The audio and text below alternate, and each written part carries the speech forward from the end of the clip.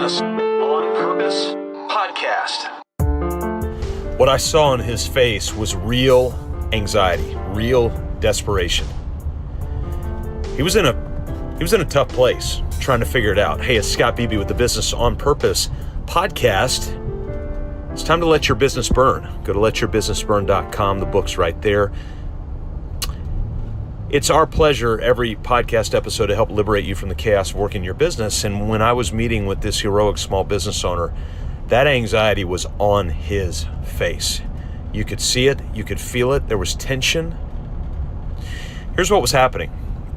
I had a pivot in the business, and there was one business that he's working out of, and he's gonna sell out of, and he's gonna work into another business. So it's a bit of a startup scenario. Now, he's starting up with a lot of momentum because of the past business and the proximity to this new business, but it's still a new business. And so we were talking about it, and he looked at me and he said, Scott, I've got to figure it out. I'm so distracted with other things. I can't focus on the one thing that I need to focus on because I don't even know what that one thing is. And so we talked about that. And we sat down today and we whiteboarded out everything. And really we moved from the whiteboard pretty quickly to a spreadsheet.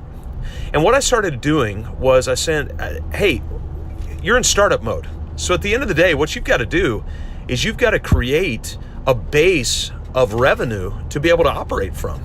And then if you want to go elephant hunting and shoot these big exotic kind of product animals so that you can generate a lot of revenue, obviously I'm speaking metaphorically here, then we can get to that. But right now, you need a base of revenue. You need some predictable, recurring base of revenue to get this business off the ground. And the type of business it is actually a recurring revenue model business. So that's naturally inherent. It's not just selling one-off widgets here and there. So what did we do? Well, we started looking back at the numbers. And because he had been in this industry before, he was able to think back on some of the numbers that he had experienced. And what we found at the end of the day was the one metric. By December of this year, what's the one number you need to be looking at every day, all day? Beginning of the day, middle of the day, end of the day, beginning of the month, beginning of the week, end of the month, all the time. You need to be looking at this number. Now, you've got your vision, your mission, your values running in the background, so you're not violating those, but you've got this one number in front of you because you got to get the plane off the ground. What is that?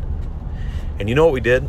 Is after running some financials, after running some projections, expectations, what would an average customer life or the lifetime value of a customer be? How long would it take to get those customers? How would those customers stack in a recurring revenue model? For instance, if you got 5 customers in the first month, would they still be there in the 10th month? And if so, then it compounds on any new customers that you get. So we ran all of that on a simple spreadsheet.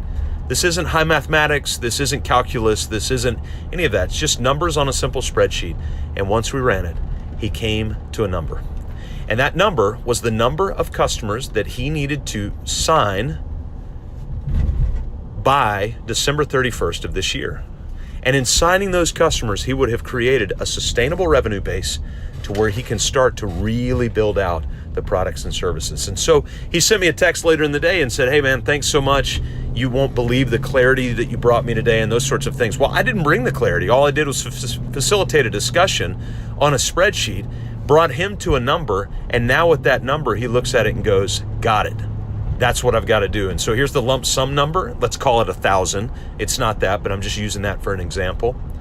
So to get to 1,000 by December 31st, then I've got to do X this month, X plus next month, X plus plus the following month. And he's got those numbers. We even broke it down by weeks and by day. Every day, you've got to get this many new customers. Every week, you've got to get this many new customers. Every month, you've got to get this many new customers. And when you've got that metric, then you can zone in, you can lock in, and it actually gives you a whole lot more freedom. Well, Scott, my business is different. No, it's not. Find your metric, drill in. And by the way, if you don't know where you're going, broad scope, start with your vision, mybusinessonpurpose.com/vision, or you can see everything. Letyourbusinessburn.com. It's all in the book. We'll see you next time, right here on the Business on Purpose podcast.